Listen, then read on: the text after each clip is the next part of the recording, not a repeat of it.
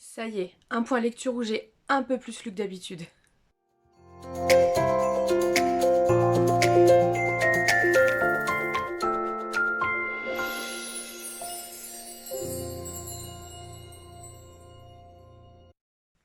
Coucou tout le monde, j'espère que vous allez bien. Moi ça va. On se retrouve donc aujourd'hui pour le point lecture du mois d'octobre qui est assez rempli, enfin assez rempli, tout est relatif, hein. Plus rempli qu'au mois de septembre en tout cas.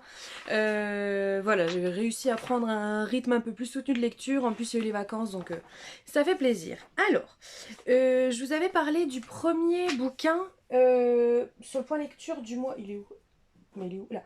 Sur le point lecture du mois de septembre parce qu'en fait je l'ai commencé en septembre mais je l'avais pas terminé, je l'ai commencé en septembre, terminé en octobre. Il s'agit de Les ailes d'émeraude d'Alexiane Delis. Donc c'est le tome 1. Voilà, ici chez J'ai lu. Je trouve que l'édition est très belle, l'illustration est vraiment jolie. Alors, de quoi ça s'agit?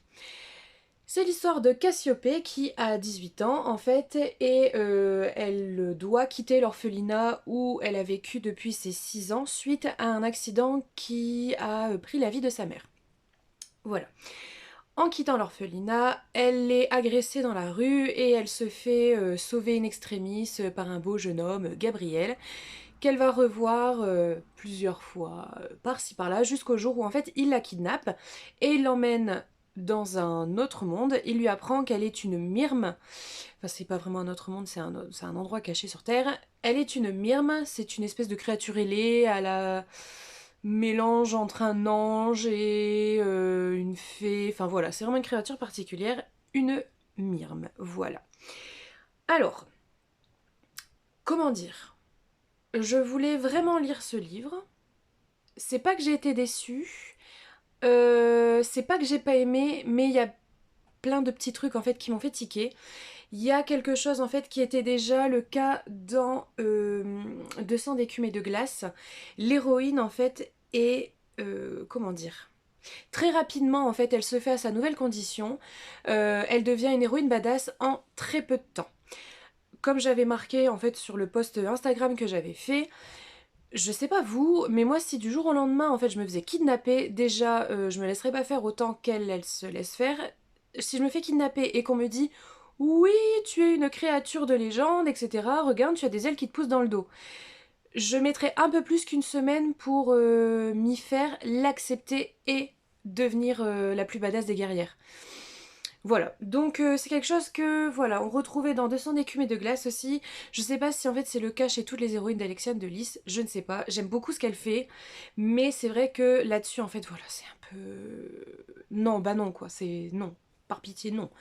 Et la romance est vraiment un peu trop présente à mon goût.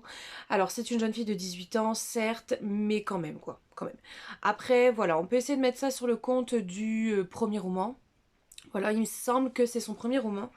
Et je vais vérifier... Je ne sais plus. C'est pas écrit ici. Pardon, je vais vailler en même temps. Voilà, on va mettre ça sur le compte du premier roman. Elle l'a écrit, elle avait 20 ans. Peut-être que voilà, c'est petite erreur de jeunesse, entre guillemets. Je vais quand même lire la suite. J'ai le tome 2 qui m'attend dans ma palle. Je vais lire le tome 2, mais je vais voir si je poursuis avec le tome 3 ou pas. Tout dépendra le tome 2 en fait. Ensuite, on part sur une BD. Alors j'en ai parlé très rapidement il y a 2 ou 3 semaines je crois. Parole de chat, voilà, donc c'est le tome 1, Le Manoir, donc c'est de Noël Chana et Bidi Bop. Alors Noël Chana, c'est le monsieur qui tient la chaîne YouTube Parole de chat, où en fait plein de gens lui envoient des extraits de vidéos de chats, de chiens, d'animaux, etc. Et en fait il leur met des voix, et c'est très très drôle. Et donc là il y avait eu un financement participatif pour cette bande dessinée, donc illustrée par Bidi Bop. Les dessins sont super jolis. Je sais pas si vous voyez bien, mais je trouve que les dessins sont très beaux. Alors là, c'est l'histoire de ce jeune homme qui s'appelle Arthur, je crois. Pas du tout.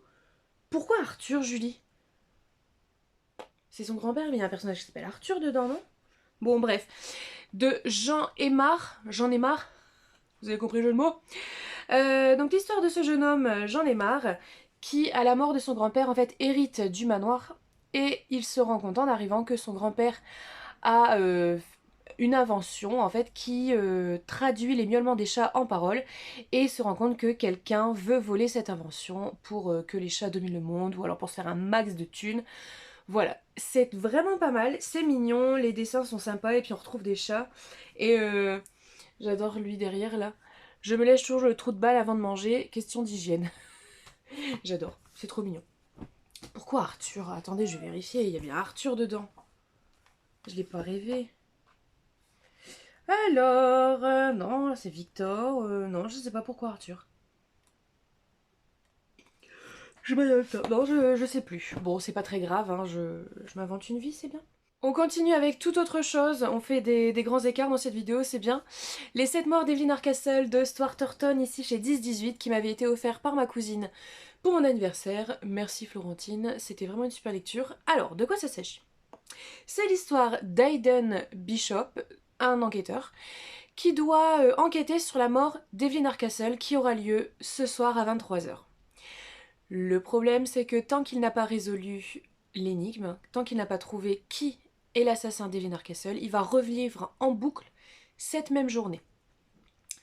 Alors, on est un peu sur un mélange entre Agatha Christie, Cluedo, Downton Abbey aussi, très ambiance Downton Abbey, très ambiance très Downton Abbey, et un peu aussi du Jour sans fin, voilà. Pourquoi je baille comme ça, moi? Pardon, du Jour sans fin, donc avec cette histoire qui se répète en boucle de jour en jour. Alors, c'est vraiment chouette. Au début, on comprend pas en fait ce qui se passe, parce que il se réveille, entre guillemets, dans la peau d'un personnage, et en fait, on lui donne des trucs en lui disant « Tiens, c'est pour toi, t'inquiète pas, c'est machin qui m'a demandé de te donner ça. » Mais on se dit « Pourquoi pourquoi là, il y a un indice qui est donné? Pourquoi, etc., etc. » En fait, on se rend compte au fur et à mesure que à chaque fois qu'il revit la journée, il revit la journée dans la peau d'un autre personnage, en fait, d'une autre personne présente dans la maison. Et donc forcément, au fil à mesure, tout évidemment s'enchevêtre. Et à la fin, on dit « Ah, d'accord, je comprends pourquoi, là, 150 pages plus tôt, il se passait ça, etc. » C'était vraiment chouette. Vraiment, vraiment, je me suis laissée perdre, en fait, dans l'histoire. Parce que, voilà, je me suis dit, je pense que c'est la meilleure expérience que je puisse avoir, c'est de justement ne pas essayer de comprendre. Voilà, j'ai pas essayé de comprendre, de me dire attends, ouais, peut-être que si, peut-être que ça, etc. Voilà, je me suis laissée porter et vraiment, c'est une expérience à vivre ce livre. Vraiment, lisez-le, c'est vraiment, vraiment chouette. On continue avec... Alors, j'ai lu un truc, mais je peux pas vous le montrer parce que c'était le comité de lecture Scrineo et il n'y avait pas de couverture, etc. Évidemment, hein, c'est des manuscrits. J'ai absolument pas aimé. Ça n'avait ni queue ni tête ni intérêt. Vraiment, nul, nul, nul, nul. Mais vraiment sans queue ni tête. Vraiment, on ne comprend pas. C'était ni fait ni à faire. Voilà. Ensuite, ah oui, voilà. Ça va mon petit chat? Ça va ma Boulette? Oh, t'es jolie. En ce moment, Boulette, elle me colle. Bah, je suis partie une semaine chez ma soeur, là, vous avez vu le vlog. Si vous l'avez pas vu, allez le voir. Et depuis que je suis rentrée, en fait, elle me colle, colle, colle. Elle fait des gros câlins. Oh, petite mère. Alors, ensuite, on repart sur la fantasy young adulte avec La princesse sans visage de Ariel Holz chez Slalom. J'arrive jamais à retenir la maison d'édition. Je sais pas pourquoi, ça veut pas rentrer. Alors, Ivy est une belle à mourir. Ça veut dire que quiconque voit son visage est pris d'une folie meurtrière ou suicidaire. On est dans un monde où où 4 cours en fait régissent un petit peu la magie, etc. Régissent le monde. Et le roi de l'automne vient de mourir, donc on cherche un héritier pour le trône. Donc chaque autre cour va proposer 2 candidats. Elle est une héritière naturelle mais bâtarde du roi de l'automne, donc elle est présentée aussi comme candidate et donc elles vont devoir faire des épreuves, etc., etc. pour pouvoir remporter le trône. Alors, on est de nouveau sur des intrigues de cour. Je trouve ça maintenant un peu redondant dans la fantasy. Je trouve dans la fantasy jeunesse, les intrigues de cour, je trouve ça un peu redondant, tout comme les histoires de fées. Voilà, fait Fae ou fait FEY. Je trouve ça un peu redondant, donc voilà. Par contre, là, ce qui m'a manqué, en fait, c'est cette histoire de Belle à mourir. Parce que ça s'appelle quand même La princesse sans visage, c'est quand même le titre, le sous-titre de ce premier tome hein, de la saga Les Royaumes Immobiles. Ça s'appelle La princesse sans visage. On a son énorme visage avec son masque dessus. Elle parle souvent de son masque sur son visage, etc. Mais le côté belle à mourir n'est pas assez exploité à mon goût en fait. Voilà, je vois pas trop l'intérêt de mettre l'accent là-dessus si au final, dans l'intrigue, on en parle très peu. Voilà, donc celui-là, il était dans le cadre du PLIB 2022, je l'avais mis dans mes 80 sélectionnés. Par contre, il ne passera pas à la sélection des 25. Pour moi, je ne le mets pas dans mes 25. Voilà, je vous ferai une vidéo d'ailleurs sur mes 25. Ah d'ailleurs, j'aurais dû vous en parler un peu indépendamment, celui-là, ainsi que du suivant. Mais c'est pas grave. Écoutez, je mettrai le hashtag PLIB 2022 pour ces deux romans, celui-là et celui qui va suivre, qui est Les orphelins du rail de Fabien Clavel chez Rajo. Voilà, il est très joli celui-là, c'est mignon. C'est un jeunesse, voilà. Alors, c'est l'histoire d'orphelins, voilà, qui à chaque fois, là c'est tous les orphelins de 13 ans je crois, c'est ça. Les orphelins de 13 ans sont invités à faire une sorte de chasse au trésor à travers l'Europe. Ils reçoivent chacun un passe-gare. Un passe-gare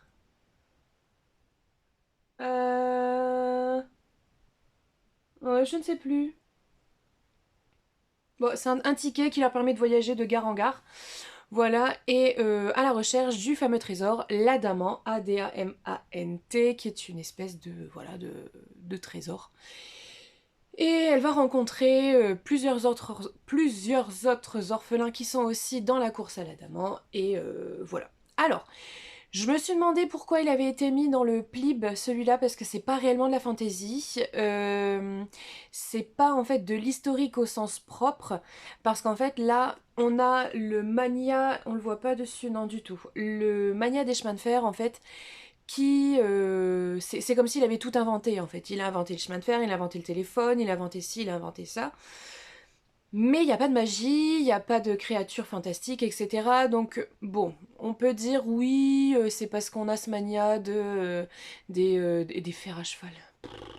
On a ce mania des chemins de fer, c'est pas la vérité historique, mais c'est pas non plus de la fantaisie, à mon sens. Voilà. C'était mignon, c'est pas mal. Voilà, il y a des petites énigmes, ils doivent résoudre des petites énigmes pour trouver. Donc voilà, c'est assez. C'est jeunesse, hein. C'est jeunesse. Vraiment, je vous le recommande 12 ans, quoi. Voilà. 13 ans, ouais, pourquoi pas. On va dire 10, 13, mais 13 ans, ça fait quatrième, c'est ça? Ouais, non, 10, 12, quoi. Jusque sixième, cinquième. Ensuite, qu'est-ce que j'ai lu? Ah, j'ai lu ça en étant chez ma sœur. Et donc surtout mon séjour chez ma sœur. Gaston des Disney Villains Happily Never After. Celui-là c'est de Laurie Langdon, donc chez Hachette Heroes. C'est l'histoire donc de Gaston en fait. Les Disney Villains Happily Never After, c'est les histoires d'amour des méchants Disney. Voilà, donc là on se concentre sur Gaston. Gaston qui est un jeune homme chétif et maladif, qui est brimé par ses parents, son frère, sa sœur. Et un beau jour, dans la forêt, il est attaqué par une meute de loups et il est sauvé in extremis par Agathe, une enchanteresse, et qui lui promet quelque chose en fait. Contre des actes de bienveillance déjà désintéressés, elle lui offre une transformation physique. Donc au fur et à mesure, il va devenir le Gaston tel qu'on le connaît, voilà. Et au fur et à mesure, ils vont tomber amoureux. Mais est-ce que ces actes de bienveillance sont vraiment désintéressés? Voilà. Alors, ce que j'ai aimé là-dedans, déjà, moi, La Belle et la Bête, c'est mon Disney préféré. Donc j'étais contente de retrouver voilà, un personnage de Disney. J'ai bien aimé en fait qu'on lui ait inventé un passé et voir comment il en est arrivé là. Mais par contre, ce que j'ai aimé surtout, c'est qu'en fait, c'est pas un gentil qui est devenu méchant à cause d'une rupture amoureuse. Pas du tout en fait. Il est déjà mauvais au fond de lui-même en fait. Il est déjà mauvais et c'est lui en gros qui provoque la fin de la relation amoureuse. Enfin bref, je spoil pas, mais voilà, sachez que c'est bien, ce n'est pas la fille qui est en cause dans son... comme il est malheureux en amour à cause d'une fille, il devient méchant. Non, il est foncièrement méchant Et voilà, il aurait pu devenir bon grâce à cette fille, sauf que voilà, il est foncièrement mauvais. Est-ce qu'on peut faire changer les gens? Est-ce que... Voilà, mais bref, ça reste Gaston, quoi. J'ai aimé, par contre, voilà, c'est fort ado. Il y a Il y a beaucoup d'incohérences au niveau chronologique. Euh, mais voilà, on peut mettre ça sur le compte de oui, mais c'est pas un monde qui existe, c'est un monde fantastique, la magie n'existe pas dans notre monde, donc c'est pas notre monde, etc., etc. Mais en fait, on nous parle de Versailles, etc. Ça se passe à peu près au XVIIIe siècle, hein, La Belle et la Bête. Mais là, il parle de quand il était petit, avec son frère, qui avait eu comme cadeau de Noël. Donc vous voyez, il nous présente Noël vraiment comme le sapin avec les boules, les cadeaux au pied du sapin le matin du 25. Voilà, et donc il reçoit comme cadeau un petit train. Sauf qu'au 18e, il n'y a pas de train. Vous voyez ce que je veux dire? Pas mal de trucs comme ça, même au niveau des costumes, au niveau des choses qui sont décrites, qui sont pas du tout bonnes historiquement. Mais voilà, on met ça sur le compte du fait, c'est pas notre monde, c'est un autre monde où peut-être au 18e, il y avait voilà, une réalité alternative au 18e dans laquelle on avait des trains. Et bien voilà, c'est tout en fait. J'ai commencé quelque chose le 31 octobre, donc évidemment je l'ai pas fini. J'ai commencé Que la mort soit douce d'Alexandre Delis, je vous montrerai au point lecture du mois de novembre. J'adore pour l'instant, j'adore. Je l'ai pas encore terminé, mais ça ne saurait tarder. Voilà. Et ben messieurs, dames, c'est tout pour aujourd'hui. Je vous souhaite une bonne semaine. On se retrouve la semaine prochaine pour une prochaine vidéo. Je ne sais plus ce que c'est, mais vous verrez bien, ce sera la surprise. Bisous!